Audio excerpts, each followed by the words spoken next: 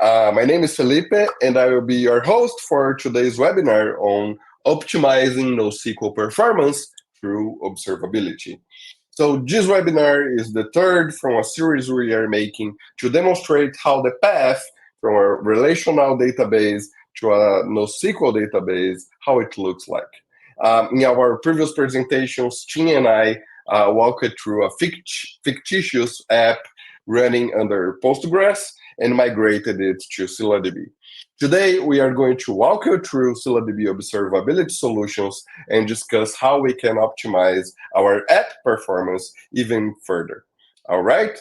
So, for those of you who are not familiar with ScyllaDB yet, it is the database behind Game Changers. Organizations whose success depends upon delivering engaging experiences with impressive speed. With its close to the metal design, ScyllaDB delivers predictable low latency even under high throughputs. And with such consistent innovation, the adoption of our database technology has grown to over 400 key players worldwide. So, guys, I want you to take a look into some of the logos we have here. And what's most important here is that, as you guys can see, there are a variety of industries that can, and different types of use cases that can benefit from ScyllaDB. So whether you want to do real-time analytics, social media, marketing, network security, GPS, time series workloads, ScyllaDB should be a perfect fit for you. All right. So if you are wondering how we can help, please feel free to follow the link into the chat so you can book a one-on-one technical consultation with me. All right. So a quick intro about us. My name is Felipe. I am a puppy lover. I have a 2-year-old puppy named Snow. I am a ScyllaDB and open source passionate. So along with me today, let me call Tim Koopmans on stage. Hi, Tim. Why don't you simply go ahead and introduce yourself? Yeah, hi, Felipe. As you can see, thanks for the intro. Also enjoying a cup of coffee, black coffee. What are you drinking, by the way? Black coffee, yeah. Black coffee. And espresso, actually, yeah. Good stuff. Yeah, my name is Tim Koopmans. I am the Tim Tam Challenge winner, apparently. And yeah, I'm from Australia, if you can't tell by my accent. I live down near Melbourne, not far from there. And I'm helping out today as the developer that Felipe is going to show me the ways. Yeah, let's do this. So, Ching, Rusty's, that's the name of the app you created. And of course, we are going to continue working on it today. And for the audience here, if you haven't followed from the previous sessions, you will find a link to the GitHub repo for this app in the chat. So, Ching, this is your app. Why don't you just go ahead and give us an introduction on what you prepared for us today, share your screen, and then let's follow from there. Cool, no problems. Yeah, as you've probably seen in the last two webinars that we've done, we've been building a high performance, I guess, race car metrics application. It's tracking telemetry data from race cars, and it's piping that all into a database. So it's got high write characteristics in terms of throughput. We've also got high reads today. And if you probably remember last time, I think we started, where were we? We're in sort of Docker Compose land doing stuff locally. Yep. And then what I've actually done here is I've created a new branch called Add ScyllaDB Cloud. If you want to see the changes up on GitHub, and the reason I'm doing that, well, my thinking is let's get it off our laptop, well, off my particular laptop, and into the cloud. So that's what we're going to be doing today. I've already done a lot of the groundwork in terms of, setting up a cloud cluster on ScyllaDB Cloud, that is, and doing some of the sort of basic plumbing, getting that connected. So we can talk about that in a second. But yeah, that's the gist of where we're going today, Felipe. Okay, sounds like a plan. I mean, what you're saying totally makes sense to me, and I think that was one of my previous recommendations, right? Let's get started with Docker so you can get some familiarity with it. Let's do ensure everything is working, and once you feel confident, I assume you are feeling confident now. Let's move it to a proper production environment. So yeah, there's no better place than ScyllaDB Cloud. Yeah, I'm excited to use replication factor 3. So, this is the first time. So if you haven't seen ScyllaDB Cloud, this is kind of like what it looks like when you start a cluster up. This is just like a generic overview of a cluster. And in this particular case, I've got a cluster called Tim Demo, and it's just running 3 nodes, and it's a very small, GC equivalent of T3 micro kind of size. So I can't remember how much RAM that is, maybe 1 gig of RAM or something from memory. I think it's less, but it's tiny. It's tiny. So this is all pretty easy to get going. If you've got you can do a trial with ScyllaDB Cloud. You just follow the prompts basically. Give it a name. Choose what region you want. Maybe what cloud provider you would like it to be run on. In this case, I'm using Google Cloud. And the main reason I did that is because I had another fantastic idea today, Felipe. I've repurposed our training environment, which is the Instruct platform. And so instead of doing everything on my laptop, which here's the source code on my laptop, we can just do this in the cloud as well. So Instruct is a really cool little platform. We've got a code editor here. We've got the terminal. We can see the app running once it's running, and we obviously need to build it first. But yeah, that's how we're gonna drive today. Is doing that. And there's a couple of other things that I think we've probably introduced. We've introduced the concept of like an environment file, so that we can pass in things like the username and password, because of course we need to use authentication when we're talking to the cloud. And we can also give the list of nodes. And I can't remember. No, we probably didn't go into this last time, but maybe when we start talking to the database, in fact, we'll probably do it in main. You can see here, I'm just using the .env library, just to basically load that information in. So I'm just getting it from the environment and sticking it into a variable. So that's what I'm doing here.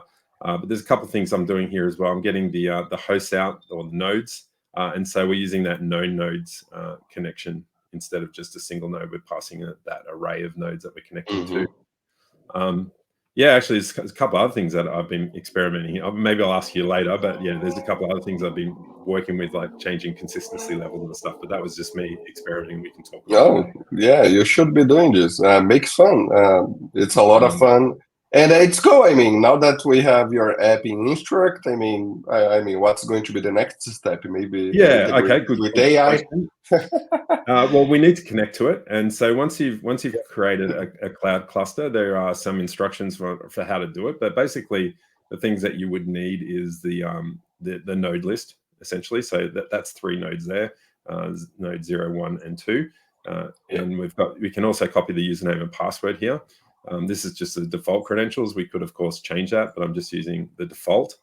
And the other thing that I've done, at least for this cluster, but I wouldn't recommend it for a production cluster, is I've changed the IP list. This is actually open to the internet. Welcome everybody to my cluster. But we would definitely want to scope this down to where our application servers are sitting. And the reason I did that is because it's just a little bit difficult. It's not impossible. In fact, we might get around to showing how you can do that from Instruct as well. And so yeah, I've created an environment file. So you'll need to call it .env if you're following along at home. And I've just passed all those credentials. I won't show you what's in there right now because I don't want to leak my password. But yeah, once you go into the terminal now, like we were doing last time, we can just build the app. I'll use command line this time. I didn't build it before I started the demo, so we'll have to talk through that. Yeah, it's fine. Chin, just a question while it's building, because I think it's the first time we are introducing ScyllaDB Cloud. How can people get started? I mean, great question. Well, if you go to ScyllaDB.com, you can hit the Get Started button. That's probably the quickest way. And you can go right up here and just click Get Started. Submit your details, and then there's 3 buttons. There's Take Me to the Docs, Take Me to the Cloud, and Take Me to the University. So that's an easy way to get there. Okay. Otherwise, if you don't want to go through that, you can just go straight to cloud.scilladb.com as well, but you'll still have to sign up either way and provide your credentials just to get started. And like I said, it is free to try out, so you can do this stuff yourself as well. Yeah, perfect. Yeah. So basically, these clusters of yours is routing traffic to the internet, right? Yes, it would be. I mean, they're obviously, I'm using virtual machines inside of GCE, but they're on totally different network segments, and I don't really know, to be honest, how Instructive set up their networking, but I imagine it comes out through an internet gateway and back in, so yeah, it's probably traversing the internet. It's probably staying within Google Cloud as such, but yeah, I imagine it's definitely not like on a private network or a peer network right next door to the cluster. But yeah, that's definitely a consideration for today, I think, Felipe, because we're obviously going to introduce some network latency with every request that we're making. Yeah. Yeah. Okay. No, that's good to call out. Yeah. Yeah, and the other thing that we'll probably use today, which I discovered, is the monitoring side of things. So when you go into your cluster, you click on monitoring, it brings up this cool little dashboard. I'll just go back to where am I? I might refresh this actually, and I think. Yeah, we just go to overview. Yeah. So this is sort of like my starting point, but this is what I'm hoping that you will show me how to drive today, Felipe, because I'm going to run these queries and then just see how it performs, and then I think we'll get into it. So does that sound like a good plan, or? Oh, it sounds like perfect to me. Let's do this. Yeah. Like we never planned it before. So yeah, and I mean, your current P99 latency is like 600 microseconds. Yeah, I mean, I think I did a little shakeout before, but nothing major. So yeah, nothing's running like 2 ops per second. So yeah. All right, so I keep looking at the wrong screen. All right, here we go. So we've built the app, and now it should just be cargo run to run it. And as we saw in the last couple of series of the webinar, we were just running a little web server app on port 8000 to present the metrics. And I'm also just showing how many, I guess, perceived rows from the application point of view. Like it's just some rough and ready metrics on, it's roughly, the app thinks it's writing about 500 rows per second. And then the other thing I should probably highlight as well, just while we're jumping around a bit, is in the main, you'll remember that I spawned off a bunch of writers. So in this case, I've got about 100 writers. But I've also added read load to it as well, because I just didn't want to, I figured we want to have high reads as well, or thereabouts. And so we can play around with that today. But if you scroll all the way down to the writer and reader function, you'll see in here I'm just like going from 0 to 100. So I'm just spawning off a whole bunch of sessions and doing that first query that we tuned, in the last session. And the rights are the same as before as well. So it's probably a bit lower actually down here. Same thing. We're just inserting those metrics into the database. So is it all coming back to you, Felipe? Have you got? Yes. Are you excited? Super excited. So I guess that's what's happening now. So we could probably even go in here and have a look. What should I do here? Do you think I should clean this up a bit? Maybe change the time frame? Yeah, let's look into a shorter time frame, because half an hour is just too long. Yeah. Yeah, so we can see that currently you are actually doing 2.2 thousand operations per second. And you can see part of it are reads and some of it are writes. You could probably push your cluster more, because you can see the latency is low. But even then, since you are doing 2,000 operations per second, I'm seeing the latency is a bit higher than what I would expect. Right. So which ones in particular? Like just all of them, or? Like I would say both reads and writes, they are higher. I mean, let's face it, right? 2,000 operations per second is something that probably your mobile phone could do. So, yeah. So let's try to identify the source of that. Can you click on the hamburger icon? Not sure if you know This what guy, that is. yep, the hamburger, Yep. yep. Yeah. This is called a hamburger icon. Mm, And what I want you to do is to go to the detail dashboard. Yeah. maybe Yeah. turn that off because Yeah. something's Stop refreshing and refresh. I think I lost. Sorry, yeah, Australian internet. no There we go. problem. Go to detail dashboard. Detail. This one. Yeah. And I think if you turn off auto refresh, this should make your experience better. Yeah. Okay. So this is basically the detail dashboard, which, as the name implies, Ching is detailed. So it's going to show you detailed information about how your cluster is doing. The previous panel dashboard you were at is the overview, which just shows an overview on how your cluster is doing, but does not really deep dives into more granularity. So the default view once you enter the monitoring is for you to view the cluster on by DC, by data center. And what we want to do is to take a look into by shard. So click on DC and let's go to shard. Yeah. Mm-hmm. And remember in ScyllaDB's nomenclature, what do you remember what a shard stands for?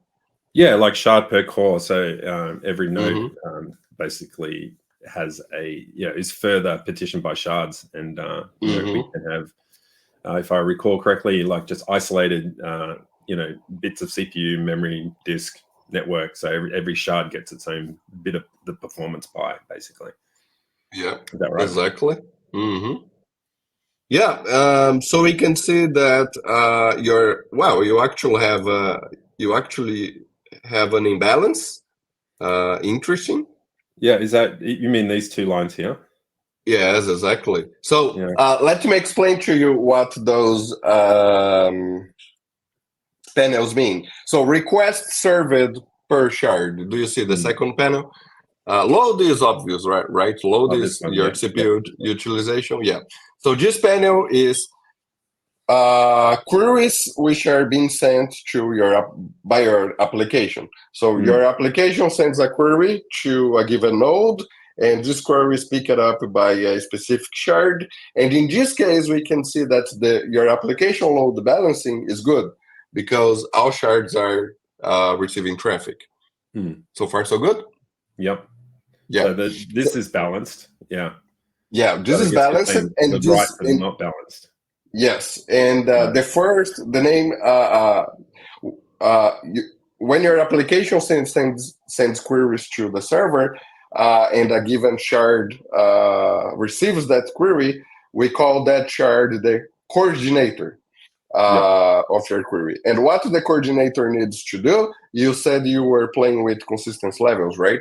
So depending on your consistency level, the coordinator shard needs to coordinate with other replicas in your cluster in order to satisfy your consistency level. Yeah. So what we are seeing here is that even though your traffic from the client side to the server is balanced, the replica side is unbalanced, which makes me think you can probably be writing to a single partition, or you have a materialized view in the picture. Do you remember of anything like that? Bit of both. Yeah, I think we ended up with a materialized view. But I also remember you talking about, if I recall correctly, maybe we left off somewhere there. I mean, I remember we were talking about, the writer. Mm-hmm. Yeah. And in maybe we need to look at the CQL, the definition. So we do have a material. I can't remember if I created the materialized view on this cluster, but I remember we were talking about this. So we got race ID, and then we have so the primary key is compound between race ID and last updated, and then the clustering key is that right? Last updated. Yeah, your partition key is race ID, and last updated is your clustering key. Yeah. So that's what we have, and then in the writer, we're just setting 1. Like it's not. Okay. Is that what you're saying? It's not high cardinality, right? Yes, exactly. So Like you it's are just one basically race ID. creating a hot partition. Yeah. Mm-hmm. Oh, so is what you're saying? Like this is the hot partition. Yeah, definitely. Maybe we need to change that. So, yeah, because I mean, if I remember correctly from our previous session, you simply set 1 there so you could get the code working. But yeah, you probably want to add some randomization here, right? Because this is racing car metrics. Maybe I don't know which car driver is currently doing a lap, right? Something like that. So maybe I don't know. Like, should it be a multiple of 3? Because it has to be high matter? cardinality. It has to be high cardinality. Yeah. Like typically, the higher the cardinality, the better. So, for example, since you have a small cluster with 3 nodes, 2 shards each, I think 1,000 from 1 to 1,000. That was more than we'll try that. So yeah, we can just change it because we're doing this live. We can just change that. Yeah. Rebuild it. Did you change it? You were too fast. So, yeah. I hope so. Yeah, I changed it to this. Yeah, it was this line. Yeah. Yeah. Okay. Super fast. Yeah, super fast. Yeah. Oh no, I'm not doing Git. Cargo run. So I've built it. I can run it again. Yeah, and let's go back to your monitoring and. Oh, look at that! Why? That looks slow. Have we fixed something and created something else? Maybe it's the materialized view. But yeah, let's get into the monitoring. Yeah, probably. Should I drop that materialized view? Oh no, we might as well just change one thing at a time. Principle of tuning, right? Well, we'll say you don't know if you created the view or not. So let's see if you created it. Scroll down a bit. Yeah, go back to the detail dashboard. Yeah. And as you can see, there are tons of stuff, tons of panels, and I don't think we will even have the time to walk through all of them. Yeah, scroll up, sorry. You scroll down too much. And above memory, there will be materialized views. Expand that panel. Yeah. Loading and just so you know, Ching, just so you know, and also heads up to our viewers, you may be thinking, so you see, you have materialized view traffic. So you have a materialized view created because you have metrics. So when you are scrolling through the monitoring, you might be thinking, hey, it's a bit slow to load. Yes, of course, you are running a free trial cluster. So the monitoring is very simplistic. Also, if you switch it to a production cluster, then it's going to be more. Well, look at that. That materialized view looked imbalanced before as well. Yeah, see, because you are right into a single shard. Yeah. So now probably now it's well balanced, right? Looks like it. Yeah, it's should I refresh? Yep. Let's refresh and see how it's doing. Okay, it's doing its thing.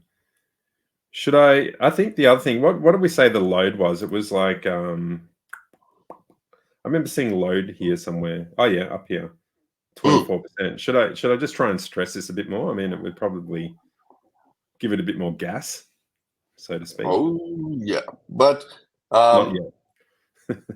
Eventually, wait. Eventually, yeah. Let's try to break it. Yeah. So let's just scroll up and see how your metrics are looking like now. Oh my God, your latency is terrible. All right, this is all refreshing. Yeah, but you can see it's now you have a good balance. So we made it balanced and slower. Yeah. And we do want to understand what's the source of imbalance. Although, just by looking to those 4 panels, I mean, I have lots of familiarity with ScyllaDB. I don't expect you to know it beforehand, but I can tell just by looking to those 4 panels that the problem here is are on disks, because we can see that your CPUs are pretty much idle, right? You can see like the utilization is like 43%, 33, 10%, depending on the shard you look at and on which period of time you look at. So you don't have any CPU bottlenecks. Scroll down a bit on this reads and writes coordinator side. Yeah, cool. So this is really interesting. And this is yet another panel which requires me to give you another explanation of what's going on. When your client sends a query to ScyllaDB, as I explained to you, there will be this node which is going to be the coordinator shard, right? And this node needs to coordinate with other replicas in order to ensure that your query eventually succeeds.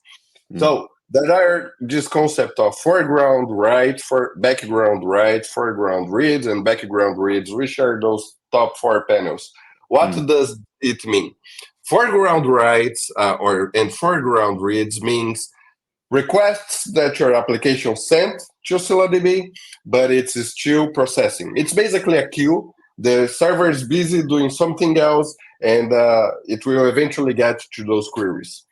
And background writes, background reads is basically requests which the server already replied back to your application, but still needs to do some additional work in order to complete, such as, for example, updating a materialized view, replicating data to remaining replica, etc., and so forth.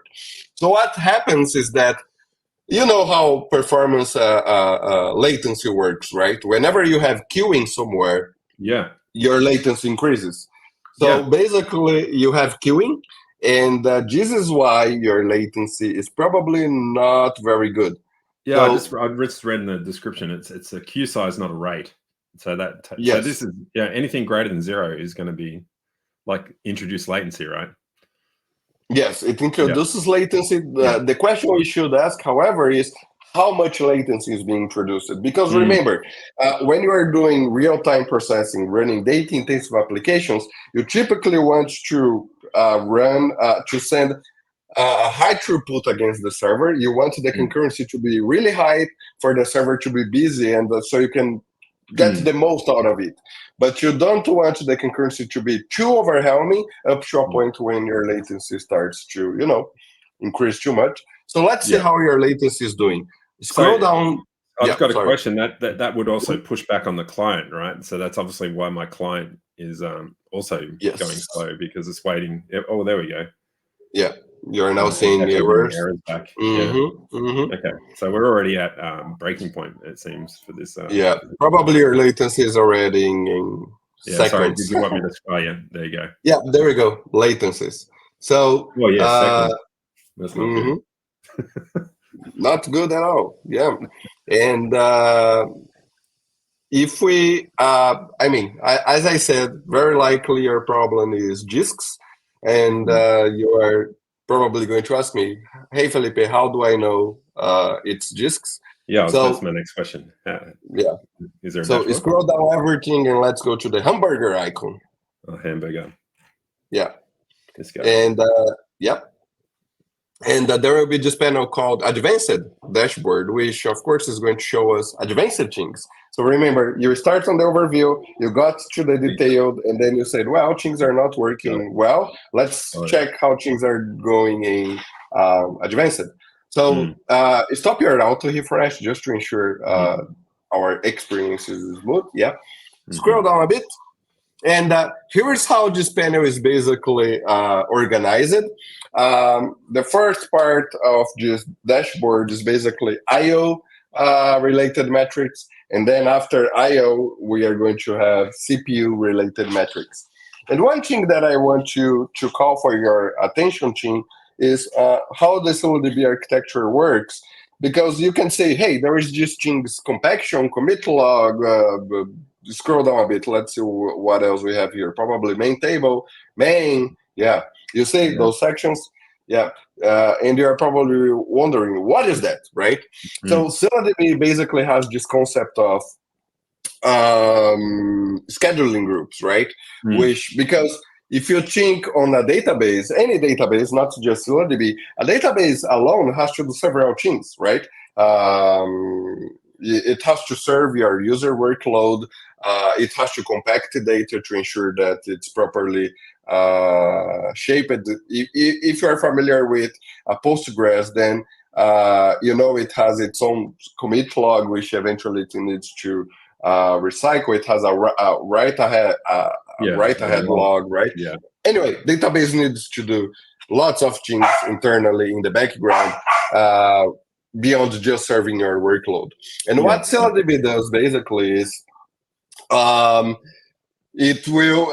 We basically came up with this concept of scheduling groups where basically we assign to each of those tasks given number of shares, and then the system automatically adjusts the priority depending on the system load. So what's going on here is that scroll down a bit. I think down, not up. Sorry, not down. The other up. Yeah, we're upside down. Yeah, and I want you to go to commit log. Yeah. So here I can clearly see the problem. So what's the commit log? Commit log is basically a write ahead log, and it sits in the hot write path. And you can see that the disk commit log IOQ is already 500 milliseconds. So every write that your application is doing is taking 500 milliseconds. Why? Because disks are slow. Disks are slow. Yeah, that's huge. Yeah. So just on the disk, you're spending tons of time. Yeah, this server sucks, right? Like, I think that's the moral of the, like, this size server is not appropriate for the load that I'm throwing at it, basically. I wouldn't use the say sucks, but yeah, pretty much that. Yeah, no, we're disk bound is a nice way of saying it. Yeah, your workload is disk bound. And those disks are basically NAS, right? Network attached disks from GCP. It's not NVMe or whatever. So yeah. So hopefully everyone's getting good use out of it. I mean, if I was just, when I just starting, I'm going to be drawn to the pretty lights, and I guess red means exactly, bad. right? Yeah, because we are probably here, and then you say, hey, ScyllaDB super fast, you can get low latency, and then you run your workload. Oh, 1 second latency in my free trade. This is not fast. Well, the disks are slow. So yeah. Yeah, cool. All right. So what do we want to do from here? Should we? I mean, I've got a bigger cluster. Should we have a crack at that? There are tons of things we can do just with this cluster. I will leave it up to you. But for example, you could drop the materialized view, and this should bring you a good improvement. Let's do that. And the reason why I expect a materialized view, dropping a materialized view to improve, is because you have to remember what a materialized view does under the hood. So whenever you write to a base table, what the database needs to do is basically it needs to do a read, so it can generate a mutation to the paired view replica you created. So a write will become a read and then another write. So yeah, it adds a lot of overhead, in particular with those small instances. So all you have to do is drop materialized view and then the name of the saved here. So if you missed what I was doing there, I've actually got the SQL shell installed on here, and you can just basically connect it with the user Scylla and just point it at the cloud. So that's what I'm doing at the moment. So if we drop that guy, now if we do, so that's all we need to do in there. I guess if we run the app, it should probably be faster straight away, right? Yeah. Yep. See? Yep.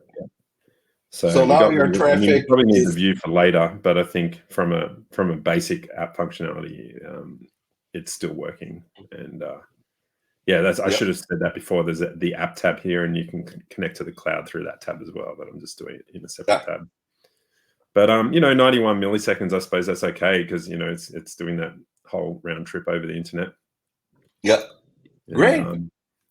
So if I, so we've got rid of, so there's less writes now going to disk because we don't have that materialized view anymore. Exactly. And So you expect, remove its overhead. Yeah. Yeah, some of the latency to fall down a bit. Yeah. I mean, it's very clear the latency has already fallen down because you got more throughput, right? Yeah. So no, I was just trying to predict, use my power. Look at that. Mm-hmm. Oh yeah, we're back in. Oh yeah, heaps better. Okay. But even then, Ching, there's a limit.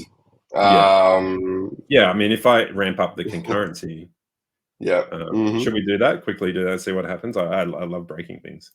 I love seeing things break as well, so be my guest. This is run 1,000 threads. Well, I mean, I love it. We breaking like apps like this, not when it's a real production issue. Oh wait, yeah, this is my production. Didn't you? We've got funding. This is live. Congrats. Yeah, the Rusty's company. Okay, so I'll just rebuild that because I changed it from 100 writers to like 1,000 writers. So 10 times more. Okay. It's something I like to do is see so I should get 10x, right? Because I've increased it by 10, so I should be seeing at least like 3,000 by my own measurements here. Let's see what happens. I'm not sure if everything's good, you would expect it to 10x. There you go. Ooh, yeah, that looks promising. Yeah. So should we see what's happening? Yes. When in doubt, just write more. Remember, you probably want to go to the detail dashboard because we have the latency panels there. But remember it when you are walking through the ScyllaDB monitoring, by default, Prometheus, ScyllaDB monitoring stacks basically Prometheus and Grafana. It takes Prometheus to scrape ScyllaDB every 15 seconds. So don't be alarmed if you don't see results immediately. But yeah. No. Well, we can see our throughput is coming down. Yeah, it's not sustaining it. Mm-hmm. But let's see the latency. Yeah.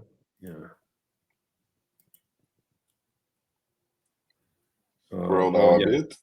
Yeah, it's going to take a few more seconds for it to here load. We go. We're queuing again. Yeah. A lot. So it's not gonna end well, is it? Nope. But let's see the latency. Scroll down a bit more. Oof. Yeah, this. Now we're doing right hand side, 99% right percentile, and we want to see just the fewer minutes. Yeah. Maybe you want to just last 1 minute rather than 5 minutes, just last 1 or 2, so we don't confuse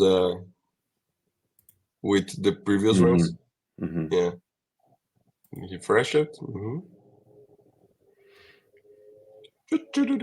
Yay! Yeah. So yeah, read latency is increasing. Yeah. Write is actually okay-ish.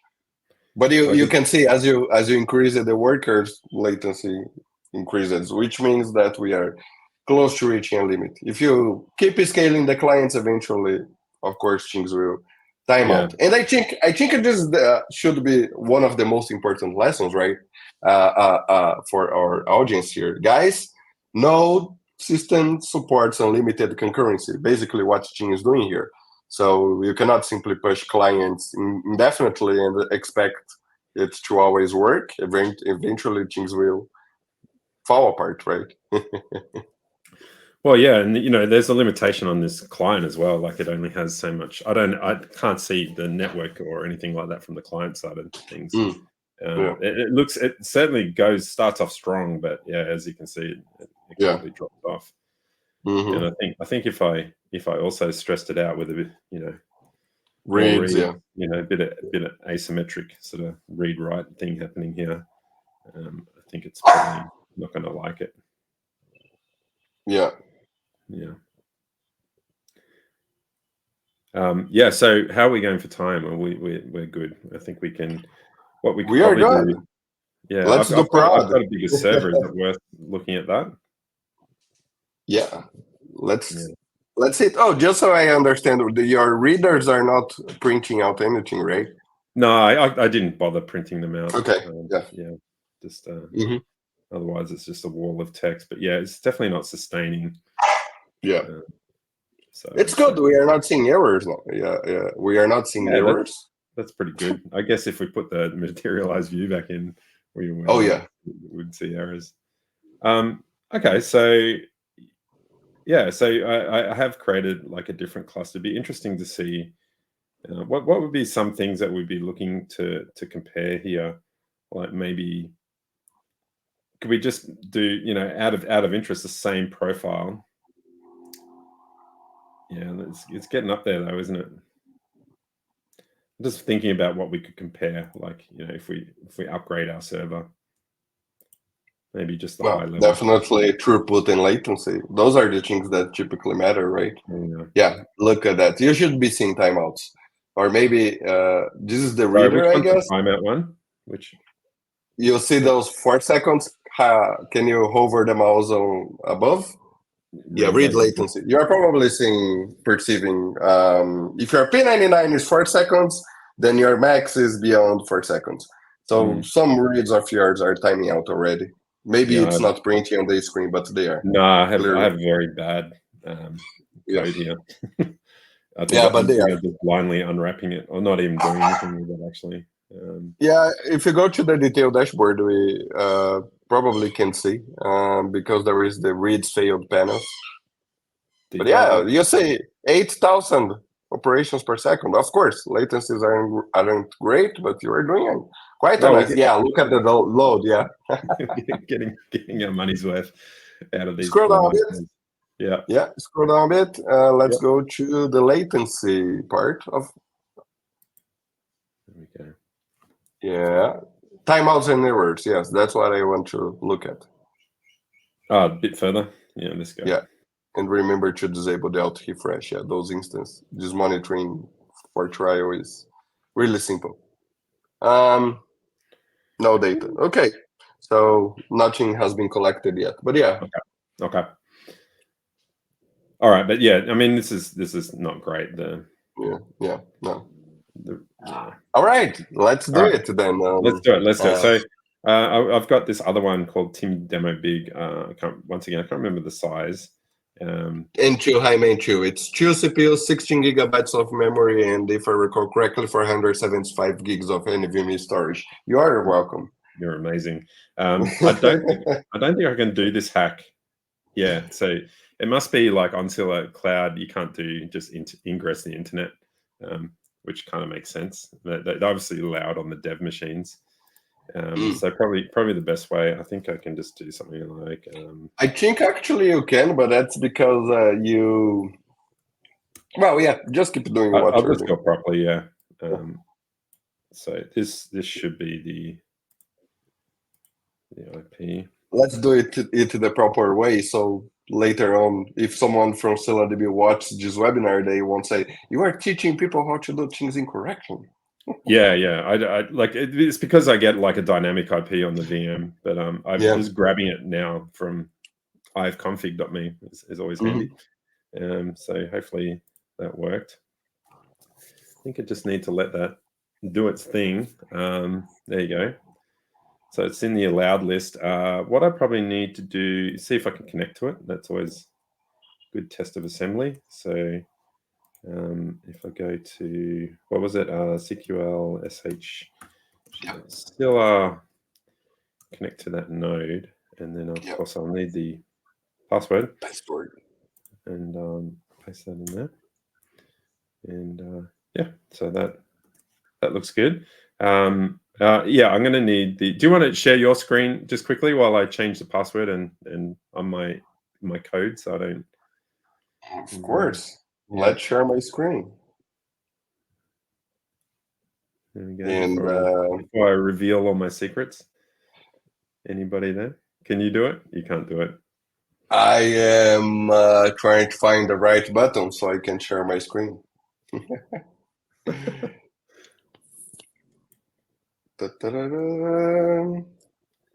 And No, I can't find it. You know, Okay. we are using just YouTube, and I can't find it. You know what? Just cluster is just going to be turned down, so the I'm password. gonna turn it off. So Yeah, I'm gonna leak all just my share it. secrets here. Yeah. Just close your eyes, everybody. We don't. This is not SOC 2 endorsed. So I will go in here and change my password. Ooh, look at that. Now we're gonna get hacked. You know what? I'm so paranoid. Just you know what? Let's not ingress the internet anymore on that one, at least, just in case someone is quick on the keyboard and trying to hack my demo cluster. No, don't do that, guys. We are trying Don't to do teach that. people. All right, so I have changed that, and now you can see the password, but you can't connect to it because I've ingressed only my IP. Now, what do we need to do? I guess I need to, maybe I'll just actually, should we keep it the same? I think it was a bit optimistic. Maybe we would go back to 1,000. Yeah. Let's start, semi-optimistic, but also not crazy. So 1,000 writers, 1,000 readers. Mm-hmm. And We'll let's build run that. it. And while that's building, I'll just make sure I'm in the right cluster. So back in to this guy, and then monitoring. So it's a different URL, isn't it? You get like a unique dashboard per cluster. Yeah. It's unique. Mm-hmm. And what else, Amy? Guys, remember, if you're running a free trial cluster, there are no backups. There is no weekly repair, so you'll have some reasons to run after you are comfortable with your free trial. Uh, to move it to a better instance, like Ching is doing here. I think that's promising. I think this Yeah, looks pretty it's promising, actually. stable, It's right? just holding steady. I have a feeling there's going to be, like you said, there will be a limit of how much load I can push through this actual instruct VM. There's going to be a limit, but that's looking promising from the client point of view. And then Look at that. Well, we're not Actually, flatlining. actually, there's. Oh no, sorry. So you are not printing the readers. No, I am printing the readers. I've got 1,000 readers and 1,000 writers. So I've got 10 times what I was doing on the other cluster. Yeah, and your total operations per second is now 12,000 operations per second. Yeah, because what would before we were like 2. I'll give it a refresh. This is much better. And look at the happy. latest. I mean, it's green. Yeah. And job done, right? This is basically 2 CPUs. A single node has 2 cores, and 16 gigs of RAM. I mean, this is quite nice. And I see the load like 17%. Come on, this is nothing. Yeah. So we could go harder, I guess is what you can go harder. Yeah. Mm-hmm. Have you created a view in here? No, I don't think so. I don't think I've created a view. There you go. So that's about right. So 10 times of 10x everything. So you would expect it to be like 20K. Mm-hmm. That makes sense. I mean, yeah. My poor maths. Let's take a look into the detail dashboard. Yes, I was just going to suggest that actually. Detailed. Let's looking into by shard. Mm-hmm. So I'll scroll down a bit. By shard. Scroll up. Sorry. Yep. No, I'm with you. Yeah. I'm with you. Yeah. Yeah. Aha. Cool. Nicely balanced. Mm-hmm. Yeah. Actually, not. Yeah, you are reading from a single partition there again, no? Yeah. Something not right there, is it? Yeah, something is wrong with your readers. So, I think it might be. Let's have a look at the read own, and this is just a bit easier. Yeah, race ID equals 1. I'm not randomizing that, so yeah, it's just reading it all from one petition. That kind of makes sense. You see how cool that is? I mean, you look into the monitoring that's really different for me from coming from Postgres, I guess. And I guess per core this really illustrates it for me, actually. Yeah. Because you never really think about, you know, petitions and stuff. You don't have to think about that, but I love how you can see that in here. And so yeah, that tells us a story straight away, doesn't it? So it's like, yeah, look for. I guess what this is trying to do is teach me to look for things that are in balance. That's probably the most important lesson I've learned Yes. today. Is like Mhm. all these line charts should be at the same level, and when you don't see that same level, it either means something's not right in either the read or write path, or you know, it could just be some configuration as well, like in terms of I don't know, like we haven't spoken about SQL. I know there was this sort of We do we are want to going there. look at that Yeah. dashboard? Have we got Yeah, time? I mean, I think we already understood how we can fix the reads. I am not going to ask you to update your code nor No. anything for now. I think, yeah, I mean, we have like 80 minutes left, something like that. Let's go to ScyllaDB and see how things are going there. Yeah, I saw this one, but I didn't really understand it. So yeah, because this would be like my slow query place, right? Is that right? Well, not really. Yeah, so I really love this dashboard, ScyllaDB, Mm. because please turn off auto refresh. Sorry. Because you can see very easily how many of your queries are inserts, how many are reads, Should I do that? I'll make it. and yeah, it just makes it much better if you're doing deletes, updates. But what I really like the most is that if you scroll down Mhm.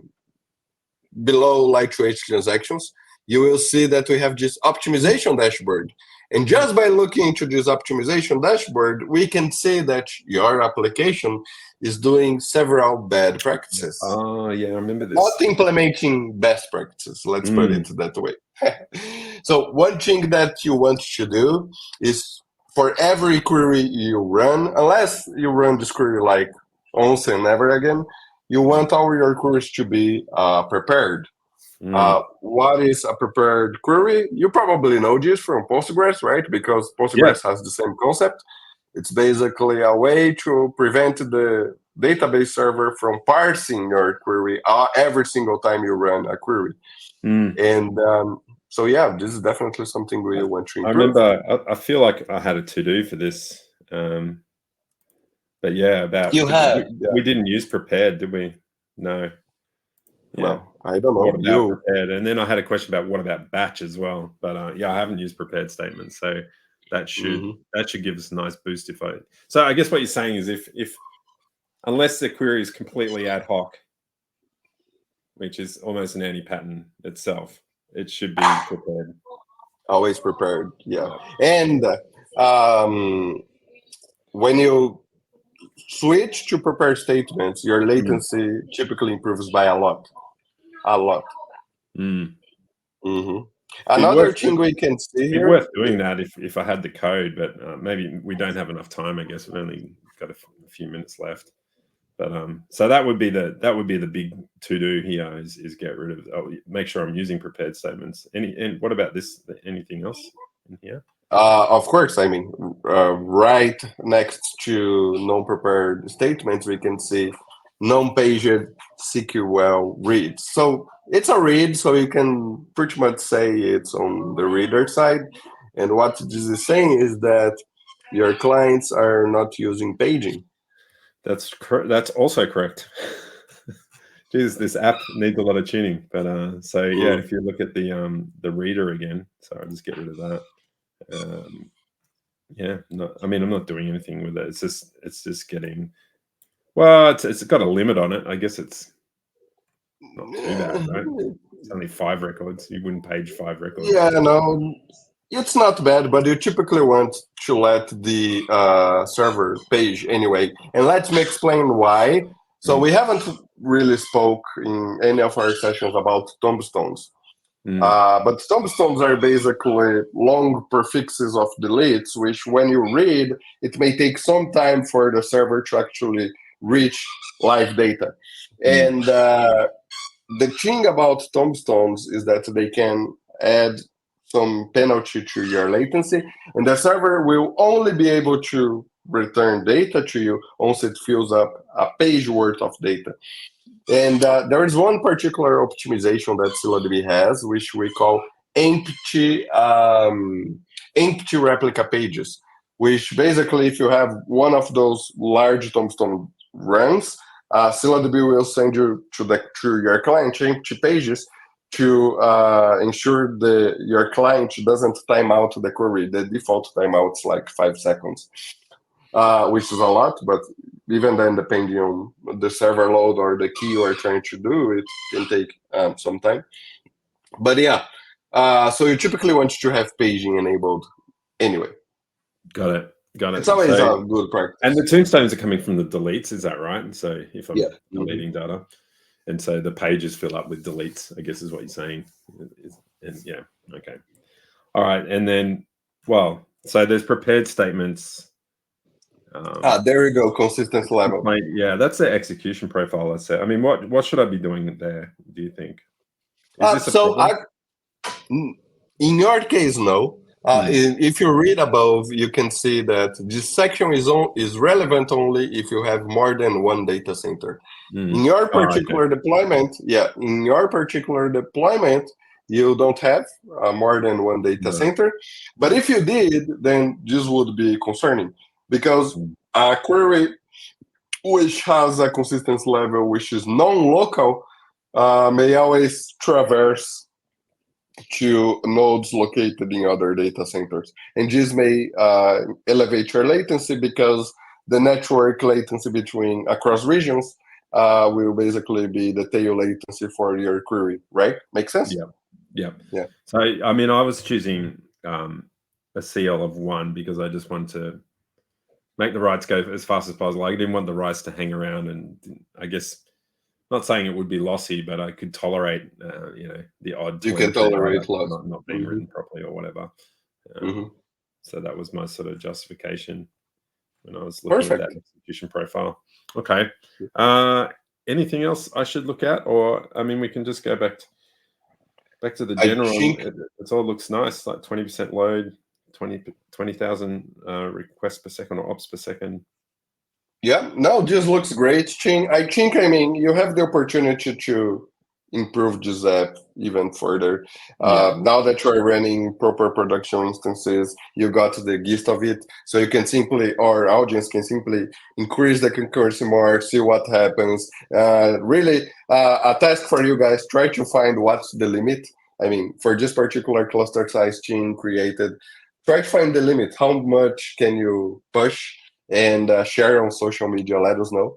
We will be more than glad of hearing about your experiences, and maybe the audience can also play around and try to fix those mistakes you did, right? Implement prepared statements, implement paged queries, and see what's the difference in performance.